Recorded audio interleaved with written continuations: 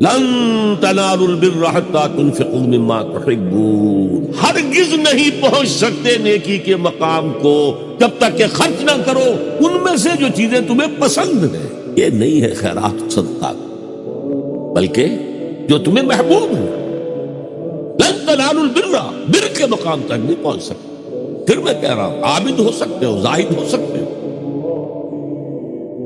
علم کا معاملہ ہے، محدث ہو سکتے ہو، مفسر ہو سکتے ہو، فقیہ ہو سکتے ہو، مفتی ہو سکتے ہو، سب کچھ ہو سکتے ہو، قرآن مجید کی روح سے نیک نہیں کہلا سکتے۔